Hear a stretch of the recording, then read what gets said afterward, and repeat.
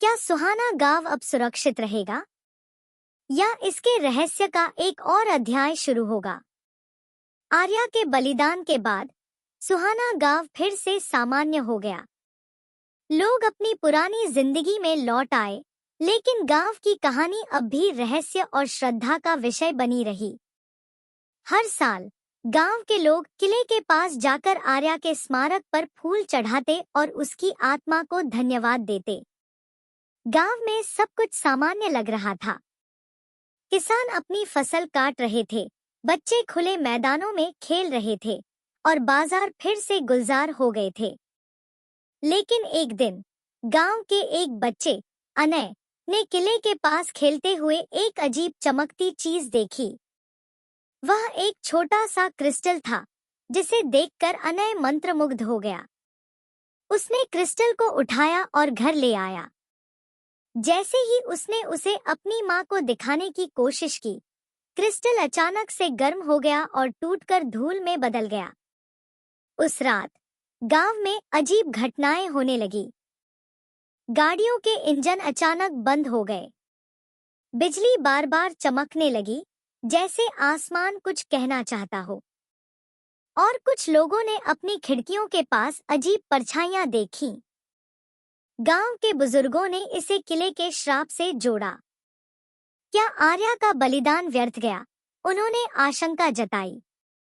गांव की पुरानी पुजारिन सुशीला ने एक अनुष्ठान किया ताकि वह आर्या की आत्मा से संपर्क कर सके।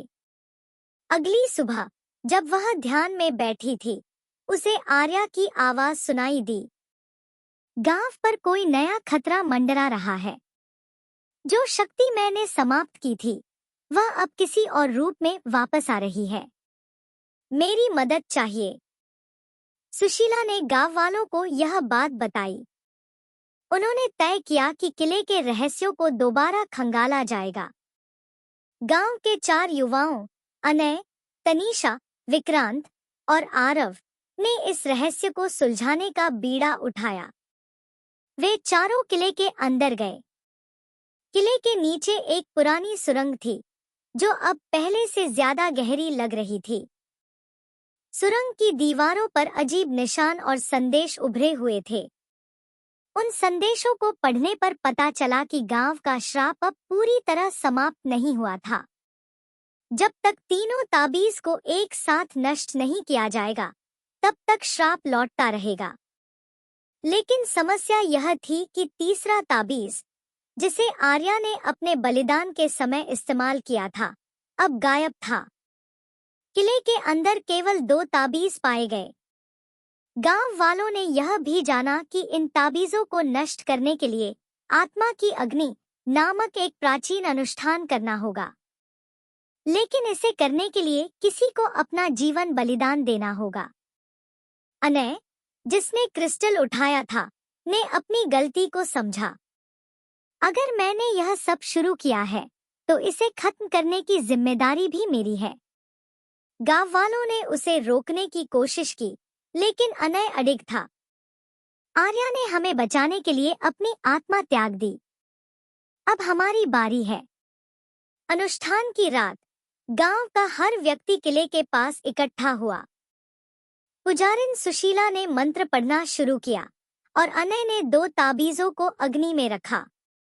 जैसे ही ताबीज जलने लगे, किले के चारों ओर तेज रोशनी फैल गई। अनय ने अपनी आंखें बंद की और कहा, आर्या, मैं तुम्हारा अधूरा काम पूरा कर रहा हूँ। अचानक तीसरा ताबीज हवा में प्रकट हुआ और आग में समा गया। रोशनी इतनी तेज थी कि सबने अपनी आंखें बंद कर ली। जब रोशनी कम हुई, तो अनय वहां नहीं था। गांव पर छाया हुआ श्राप पूरी तरह से खत्म हो गया था। हवा में एक आवाज गूंजी, तुमने गांव को बचा लिया। अब यह श्राप कभी वापस नहीं आएगा। गांव वालों ने अनय को एक नायक के रूप में याद किया। सुहाना गांव अब और हमेशा के लिए। श्राप के खत्म होने के बाद सुहाना गांव फिर से समृद्ध और शांतिपूर्ण हो गया।